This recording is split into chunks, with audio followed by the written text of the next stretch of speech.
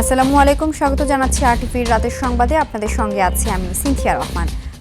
কার্যক্রম নিষিদ্ধ আওয়ামী লীগের ওয়ার্ড কাউন্সিলর ও যুবলীগ নেতা তাজুল ইসলাম বাপ্পির নির্দেশে ইনকিলাব মঞ্চের মুখপাত্র শরীফ ওসমান হাদিকে হত্যা করা হয়েছে বলে জানিয়েছে পুলিশ। ঢাকা মহানগর পুলিশের অতিরিক্ত পুলিশ কমিশনার মোহাম্মদ শফিকুল ইসলাম জানান, রাজনৈতিক প্রতিহিংসার কারণে ঘটিয়েছে নৃশংস এই হত্যাকাণ্ড। বিকেলে ডিএমপির মিডিয়া সেন্টারে সংবাদ সম্মেলনে তিনি জানান, এ মামলায় বাপ্পি ও ফয়সাল করিম সহ 17 জনের বিরুদ্ধে অভিযোগপত্র দেওয়া হয়েছে। হাসান মাহমুদের রিপোর্ট। গত বছরের 12 ডিসেম্বর দুপুরে রাজধানীর বিজয়নগরে বক্স কালভার্ট রোডে ইনকিলাব মঞ্চের মুখপাত্র শরীফ ওসমান বিন হাদির মাথায় গুলি করে মোটরসাইকেলে করে পালিয়ে যায় ঘাতকরা। পরে 18 ডিসেম্বর সিঙ্গাপুর জেনারেল হাসপাতালে মারা যান তিনি। এরপর জানা যায়, ঘাতক ফয়সাল করিম মাসুদ কার্যক্রম নিষিদ্ধ ঢাকা মহানগর উত্তর ছাত্রলীগের সহসভাপতি ও আদাবর থানা ছাত্রলীগের সাবেক সভাপতি। এরপর থেকেই দাবি ওঠে এ হত্যার সঙ্গে জড়িত সবার নাম প্রকাশ, গ্রেপ্তার ও বিচারের। ডিএমপি মিডিয়া সেন্টারে সংবাদ সম্মেলনে ওসমান হাদির হত্যার নির্দেশদাতার নাম প্রকাশ করে পুলিশ। শুটার ফয়সাল করিম মাসুদ ওরফে রাহুল ওরফে দাউদ এবং তার সহযোগী আলমগীর হোসেন দ্বয়কে পলায়নের বিষয়ে সার্বিক সহায়তাকারী তদন্তে প্রাপ্ত আসামি তাজুল ইসলাম চৌধুরী বাপ্পি পল্লবী থানা যুবলীগের সভাপতি ও ঢাকা উত্তর সিটি কর্পোরেশনের 6 নং ওয়ার্ডের আওয়ামী লীগ মনোনীত নির্বাচিত কমিশনার কাউন্সিলর ছিলেন। কাজে আসামিদের রাজনীতি পরিচয়, ভিকটিমের পূর্ববর্তী বিভিন্ন রাজনৈতিক বক্তব্য থেকে তদন্তে প্রকাশ পায় যে রাজনৈতিক প্রতিহিংসার কারণে শরীফ ওসমান হাদি ওরফে ওসমান গনিকে গুলি করে হত্যা করা হয়। ডিবি প্রধান জানান, এই মামলায় এখন পর্যন্ত 12 জনকে গ্রেপ্তার করা হয়েছে। মামলায় পলাতক আসামি ফয়সাল করিম মাসুদ সহ 17 জনের বিরুদ্ধে চার্জশিট জমা দেওয়া হয়েছে। মোট 17 জনের বিরুদ্ধে পেনাল কোডের 120-এর বি, 302, 201, 109 এবং 34 ধারায় অপরাধ প্রাথমিকভাবে প্রমাণিত হয়ে উল্লেখিত আসামিদের বিরুদ্ধে বর্ণিত ধারায় অভিযোগপত্র আজকে দাখিল করা হয়েছে। হত্যার নির্দেশদাতা যুবলীগ নেতা তাজুল ইসলাম চৌধুরী বাপ্পি ও শুটার ফয়সাল করিম কোথায় আছে তা নিয়ে কোনো তথ্য দিতে পারেনি পুলিশ। পরবর্তীতে সেই মামলাটা হাসান মাহমুদ, আরটিভি, ঢাকা। ত্রয়োদশ জাতীয় সংসদ নির্বাচনে মনোনয়নপত্র যাচাই বাছাইয়ে রিটার্নিং কর্মকর্তাদের সিদ্ধান্তের বিরুদ্ধে দ্বিতীয় দিনে আপিল করেছেন 122 জন। তাদের প্রত্যাশা, কমিশনের কাছে ন্যায় বিচার পাবেন তারা। এদিকে কমিশন পক্ষপাতিত্ব বা পাতানো নির্বাচনের দিকে গেলে রাজপথে নামার হুঁশিয়ারি দিয়েছেন এনসিপির মুখপাত্র আসিফ মাহমুদ সজীব ভূঁইয়া। তার অভিযোগ, চেয়ারপারসন দেশে আসার পর থেকে প্রশাসন এবং বিভিন্ন গোয়েন্দা সংস্থা একটি পার্টি অফিসকে কেবলা বানিয়ে ফেলেছে। সাদিয়া কানিজের রিপোর্ট। মনোনয়নপত্র বাতিল বা অবৈধ ঘোষণা করা প্রার্থীদের আপিল কার্যক্রম শুরু হয় সোমবার। আগারগাঁওয়ের নির্বাচন ভবনে নিজেদের প্রমাণ দিতে আইনি লড়াইয়ে জয়ী হবার অপেক্ষায় তারা। প্রথম 2 দিনেই 164 জন প্রার্থী তাদের প্রার্থিতা ফিরে পেতে আবেদন জমা দিয়েছেন। হলফনামায় তথ্যের ভুল, ঋণ খেলাপি বা সমর্থকদের স্বাক্ষরে গরমিল, ক্রমিক নম্বর ভুল, এমন নানা কারণে বাদ পড়েছেন প্রার্থীরা। আমি হলফনামায় স্বাক্ষর ছেড়েছিলাম, যেটা রিটার্নিং কর্মকর্তার ওভারকাম করার ক্ষমতা ছিল, কিন্তু ওনাকে রিকোয়েস্ট করার পরে উনি এটা ক্ষমতার অপব্যবহার করেছেন। দেখা যাচ্ছে ওই 2-3-4টে মামলার এখনো ক্লিয়ারেন্স পাইনি, সেগুলোরও হয়ে যাচ্ছে, বৈধ হয়ে যাচ্ছে। এ সময় নির্বাচনী পরিবেশ প্রশাসনের অসহযোগিতা নিয়ে প্রশ্ন তোলেন কোনো প্রার্থী। নির্বাচনের পরিবেশ যতটুকু আছে অতটুকু ক্লিয়ার না। আমরা ভালো নির্বাচন পরিবেশ আমরা চাচ্ছি। বাংলাদেশে অনেকেই পদপ্রার্থী আছেন যাদের পদপ্রার্থীদের আইন শৃঙ্খলা বাহিনী মূল্যায়ন করছেন না। এদিকে মনোনয়নপত্র যাচাই বাছাই প্রক্রিয়ায় একতরফা সিদ্ধান্ত নিচ্ছে নির্বাচন কমিশন, এমন অভিযোগ করেন এনসিপির মুখপাত্র আসিফ মাহমুদ। বলেন, আচরণবিধি লঙ্ঘনের পরও অনেক প্রার্থীকে বৈধতা দেয়া হয়েছে। আমরা যদি দেখি আবারও পুরনো সেটেলমেন্টের মধ্য দিয়ে, আবারও কোনো একটা আন্ডারস্ট্যান্ডিং এর মধ্য দিয়ে এবার জনগণকে আবার প্রতারিত করার মতো কোনো ধরনের লক্ষণ যদি আমরা দেখি, আমরা কিন্তু নির্বাচনের দিন পর্যন্ত বসে থাকবো না। আমরা প্রয়োজনে আবার রাজপথে নামবো। প্রয়োজনে আমরা আমাদের যেই সুষ্ঠু নির্বাচন, নিরপেক্ষ নির্বাচন এবং জনগণের রায় দেওয়ার যেই অধিকার, সেটা ছিনিয়ে নিব। 12 ফেব্রুয়ারি নির্বাচন সুষ্ঠু ও গণতান্ত্রিক হবে কিনা তা নিয়ে শঙ্কা তৈরি হয়েছে বলেও জানান তিনি। বিভিন্ন গোয়েন্দা সংস্থার প্রধানগণ একটা পার্টি অফিসের দিকে তাদের কেবলা ঠিক করে ফেলেছেন। তারা সেখানে নিয়মিত যাচ্ছেন এবং আমরা মনে করছি যে এটা বাংলাদেশের গণতন্ত্রের জন্য হুমকি স্বরূপ। নির্বাচনে লেভেল প্লেইং ফিল্ড নিয়ে প্রশ্ন তোলেন ইসলামী আন্দোলনের সিনিয়র যুগ্ম মহাসচিব। কোনো ক্যান্ডিডেটের ক্ষেত্রে ছাড় দেওয়া হয়েছে, আবার দেখা গেল আমাদের ক্যান্ডিডেটের ক্ষেত্রে ছাড় দেওয়া হয় নাই। আইন শৃঙ্খলা পরিস্থিতি নিয়েও অভিযোগ তোলেন দলের নেতারা। সাদিয়া কানিজ, RTV, ঢাকা। জুলাই অভ্যুত্থানের সময় থানা থেকে লুট হওয়া 15% অস্ত্র ও 30% গুলি এখনও উদ্ধার হয়নি বলে জানিয়েছেন নির্বাচন কমিশনার অবসরপ্রাপ্ত ব্রিগেডিয়ার জেনারেল আবুল ফজল মোহাম্মদ সানাউল্লাহ। তিনি বলেন, নির্বাচনের আগে লুট হওয়া সব অস্ত্র উদ্ধার হওয়া জরুরি। চট্টগ্রাম সার্কিট হাউসে ত্রয়োদশ জাতীয় সংসদ নির্বাচন ও গণভোট 2026 উপলক্ষে আইনশৃঙ্খলা রক্ষাকারী সেলের সঙ্গে মত বিনিময় শেষে তিনি এসব কথা বলেন। তিনি বলেন, হারিয়ে যাওয়া গোলা বারুদ উদ্ধার করতে পারলে মানুষের মধ্যে আস্থা ফিরবে। এক ধরনের গান রানিং হয়। জুলাই অভ্যুত্থানের পরে আমরা জানি আমাদের উল্লেখযোগ্য সংখ্যক অস্ত্র কিন্তু এখনো উদ্ধার করা সম্ভব হয় নাই। এই পর্যন্ত আমরা আনুমানিক 85% কাছাকাছি হবে অস্ত্র উদ্ধার করতে সক্ষম হয়েছি। এখনো আনুমানিক 15% অস্ত্র কিন্তু উদ্ধার করা সম্ভব হয় না, এগুলো খুঁজে পেতে হবে। জাতীয় নির্বাচনকে সামনে রেখে সাংগঠনিক সক্ষমতা বৃদ্ধির তাগিদ দিয়েছেন বিএনপির ভারপ্রাপ্ত চেয়ারম্যান তারেক রহমান। সে সঙ্গে মানবিক রাজনীতি অব্যাহত রেখে দলকে এগিয়ে নিয়ে যাওয়ার আহ্বান জানান তিনি। সকালে ঢাকা 17 আসনের নেতাকর্মীদের সঙ্গে বৈঠকে তিনি এসব কথা বলেন। রুদ্র রফিকের রিপোর্ট। রাজধানীর গুলশানে বিএনপি চেয়ারপারসনের রাজনৈতিক কার্যালয়ে নিজ নির্বাচনী আসন ঢাকা 17 নেতাকর্মীদের সঙ্গে বৈঠক করেন তারেক রহমান। এ সময় দলের মহাসচিব মির্জা ফখরুল ইসলাম আলমগীর সহ দলীয় ও অঙ্গ সংগঠনের কেন্দ্রীয় এবং থানা পর্যায়ে নেতারা উপস্থিত ছিলেন। বৈঠকে তারেক রহমান ঢাকা 17 আসনে ভোটারদের সমস্যা চিহ্নিত করতে নেতাকর্মীদের নির্দেশনা দেন।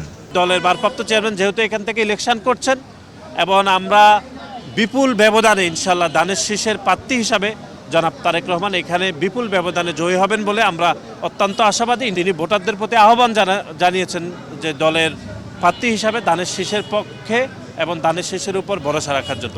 নির্বাচনকে সামনে রেখে দলকে আরও শক্তিশালী করার তাগিদ দেন তারেক রহমান। সংগঠনকে শক্তিশালী করার বার্তা, সামনে নির্বাচন, মানুষকে মানবিকভাবে আমাদের যেই রাজনীতি করার লক্ষ্য এবং উদ্দেশ্য সেটাকে দৃঢ়ভাবে আঁকড়ে ধরে এগিয়ে নিয়ে যাওয়ার বার্তা। অন্যদিকে নয়াপল্টনে কেন্দ্রীয় কার্যালয়ের সামনে এক অনুষ্ঠানে রুহুল কবির রিজভী বলেন, বিএনপি ক্ষমতায় গেলে মানুষে মানুষে ভেদাভেদ কমিয়ে আনবে। এই সমাজের মধ্যে কে ছোট কাজ করে কে বড় কাজ করে এই ব্যবধান থাকবে না। দেশের আইন কানুন হতে হবে মানুষের পক্ষে, মানব কল্যাণের পক্ষে। তখন কেউ কারো দ্বারা নিপীড়িত হবে না, নির্যাতিত হবে না। তারেক রহমানের নেতৃত্বেই স্বনির্ভর বাংলাদেশ গড়ে উঠবে বলে জানান বিএনপি নেতারা। রুদ্র রফিক, RTV, ঢাকা। নির্ধারিত তারিখেই আসন্ন জাতীয় সংসদ নির্বাচন চাই ইউরোপীয় ইউনিয়ন, এমনটাই জানালেন বিএনপির স্থায়ী কমিটির সদস্য নজরুল ইসলাম খান। নির্বাচনের সময় EU বাংলাদেশে বড় পর্যবেক্ষক টিম পাঠাবে বলেও জানান তিনি। তারেক রহমানের সঙ্গে 4 সদস্যের প্রতিনিধি দলের বৈঠক শেষে সাংবাদিকদের এসব কথা জানান নজরুল ইসলাম খান।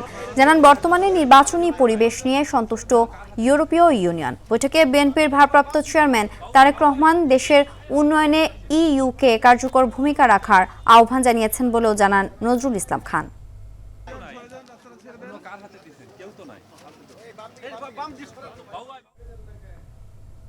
আসন্ন ত্রয়োদশ জাতীয় সংসদ নির্বাচনে বাংলাদেশে কোনো পর্যবেক্ষক পাঠানোর পরিকল্পনা নেই জাতিসংঘের। মঙ্গলবার নিয়মিত সংবাদ সম্মেলনে তথ্য জানিয়েছেন মহাসচিবের মুখপাত্র স্টেফেন ডুজারিক। তিনি বলেন, সাধারণ পরিষদ বা নিরাপত্তা পরিষদের পক্ষ থেকে কোনো ম্যান্ডেট না পেলে নিজে থেকে নির্বাচন পর্যবেক্ষক পাঠাবে না জাতিসংঘ। তবে বাংলাদেশের জাতিসংঘের কার্যালয় নির্বাচন সংক্রান্ত কোনো কারিগরি সহায়তা দিচ্ছে কিনা সে বিষয়ে খোঁজ নেওয়া হবে। একই সঙ্গে বাংলাদেশের জনগণ যেন নিজেদের রাজনৈতিক দৃষ্টিভঙ্গি অবাধে প্রকাশ করতে পারে সেই প্রক্রিয়াকে জাতিসংঘ সমর্থন করবে বলেও আশ্বস্ত করেন ডুজারিক।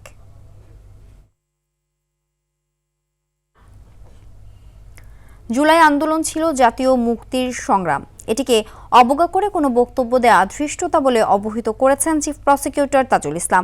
জুলাই হত্যাযজ্ঞের মানবতা বিরোধী অপরাধের মামলায় আনিসুল হক এবং সালমান এফ রহমানের বিরুদ্ধে অভিযোগ গঠনের উপর আদেশের জন্য 12 জানুয়ারি দিন ঠিক করেছে আন্তর্জাতিক অপরাধ ট্রাইব্যুনাল 1।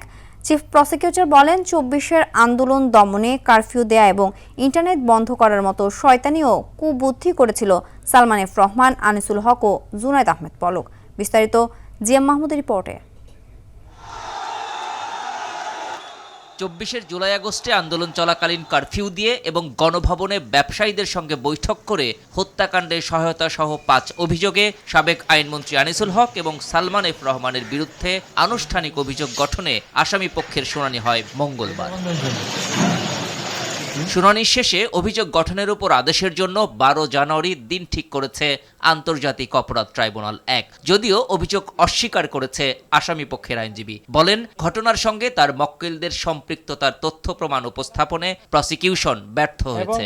আইনগতভাবে আনিসুল হক অথবা সালমান এফ রহমানের এই ধরনের ঘটনার সাথে সম্পৃক্ততার কোনো অভিযোগ ও তথ্যপত্রের মাধ্যমে এই ট্রাইব্যুনালে উপস্থাপন করতে পারেননি। বলেছি ওনাদেরকে এই অভিযোগ থেকে অব্যাহতি দেওয়ার জন্য। সরকারের সব এজেন্সির উপর অভিযুক্তদের কর্তৃত্ব ছিল উল্লেখ করে চিফ প্রসিকিউটর জানান, তাদের নিজেদের খোঁড়া গর্তেই এখন তারা নিজেরা পড়েছেন। যত ধরনের শয়তানি, যত ধরনের দুর্বুদ্ধি এই গণহত্যা করার জন্য এই দুজনের কথোপকথন এবং অন্যান্য সামগ্রিক সাক্ষ্য প্রমাণিত থেকে স্পষ্ট যে এই দুজনের সরকারের ডিসিশন মেকিংয়ে তাদের উল্লেখযোগ্য ভূমিকা ছিল। এ সময় জুলাই আন্দোলনকে অবজ্ঞা না করার আহ্বান জানান তিনি। জুলাই আগস্টের আন্দোলন, জুলাই চার্টার, জুলাই সনদ এবং রাজনৈতিক দলের ঐক্যমত্যের মাধ্যমে এটা জাতির মুক্তি সংগ্রাম হিসেবে বিবেচিত। এই সংগ্রামকে সন্ত্রাসবাদী আন্দোলন বলার ধৃষ্টতা কেউ যেন না দেখায়। পরে একই ট্রাইব্যুনালে রাজধানীর রামপুরায় কার্নিশে ঝুলে থাকা এক ব্যক্তিকে গুলি করা সহ 2 জনকে হত্যা মামলায় সাক্ষ্য নেওয়া হয়। অন্যদিকে ট্রাইব্যুনাল 2-এ জুলাই গণঅভ্যুত্থানের প্রথম শহীদ আবু সাইদ হত্যা মামলায় তদন্ত কর্মকর্তার জেরা এবং কুষ্টিয়ায় 6 জনকে হত্যার অভিযোগে জাসদ সভাপতি হাসানুল হক ইনুর মামলায় সাক্ষ্য গ্রহণ হয়। এছাড়াও সাভারের আশুলিয়ায় 6 মরদেহ পোড়ানো সহ 7 জনকে হত্যা মামলায় সাফাই সাক্ষীর জন্য 11 জানুয়ারি দিন নির্ধারণ করে tribunal. GM Mahmud, RTV, Dhaka. July যোদ্ধাদের বিচার নয় বরং সুপরিকল্পিতভাবে চরিত্র হননের চেষ্টা করা হচ্ছে বলে অভিযোগ করেছেন এনসিপির আহ্বায়ক নাহিদ ইসলাম।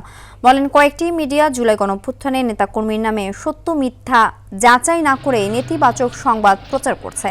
সোমবার গভীর রাতে কারামুক্ত জুলাই যোদ্ধা সুরভীর টঙ্গীর বাসায় গিয়ে সাংবাদিকদের এসব কথা বলেন নাহিদ। তিনি আরও বলেন, সুরভীর বিরুদ্ধে করা মামলাটি বানোয়াট ও ষড়যন্ত্রের একটি অংশ।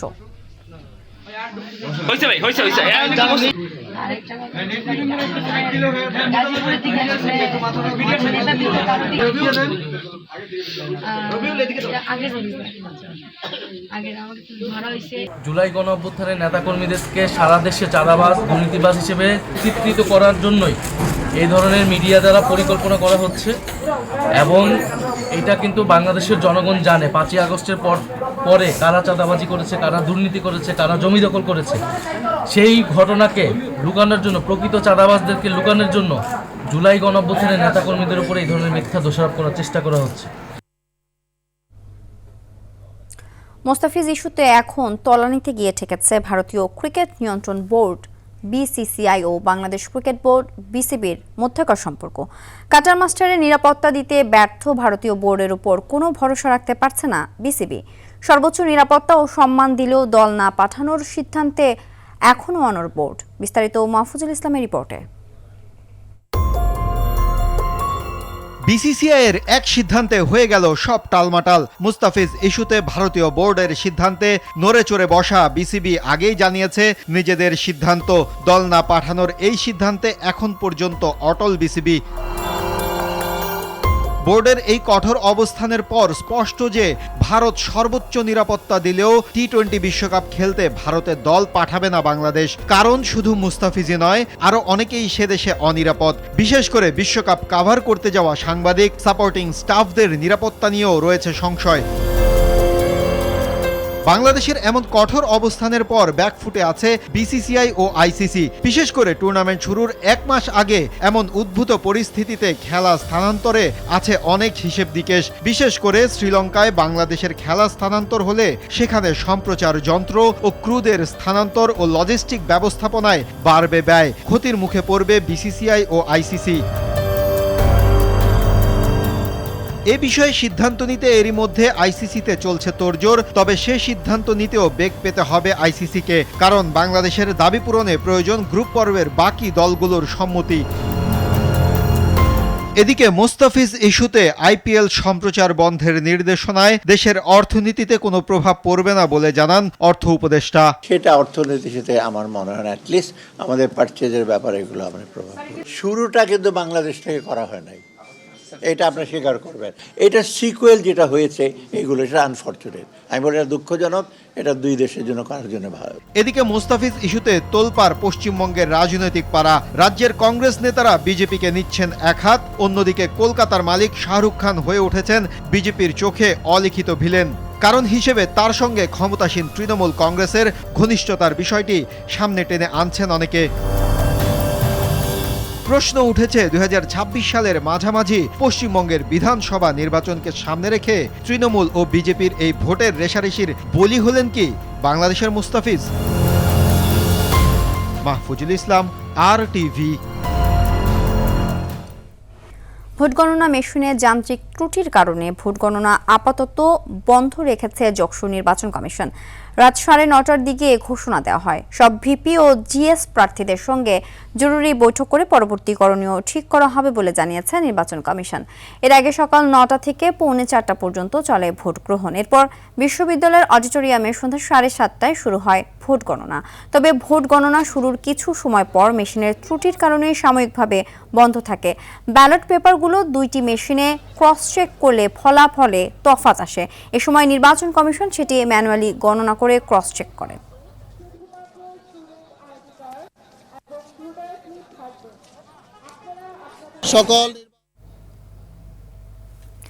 রাজধানী ঢাকার ঐতিহ্যবাহী স্যার সলিমুল্লাহ এতিমখানায় এতিম শিশুদের মাঝে শীতবস্ত্র ও মশারি বিতরণ করা হয়েছে। মঙ্গলবার সূচনা মেমোরিয়াল ফাউন্ডেশনের উদ্যোগে এই কর্মসূচি অনুষ্ঠিত হয়। অনুষ্ঠানে সূচনা মেমোরিয়াল ফাউন্ডেশনের পক্ষ থেকে এতিম শিশুদের হাতে শীতবস্ত্র ও মশারি তুলে দেন ঢাকা সাংবাদিক ইউনিয়নের সভাপতি ও দৈনিক মানব কণ্ঠের সম্পাদক মোহাম্মদ শহীদুল ইসলাম এবং সূচনা মেমোরিয়াল ফাউন্ডেশনের চেয়ারম্যান আল বারু মুস্তাকিম নিবির।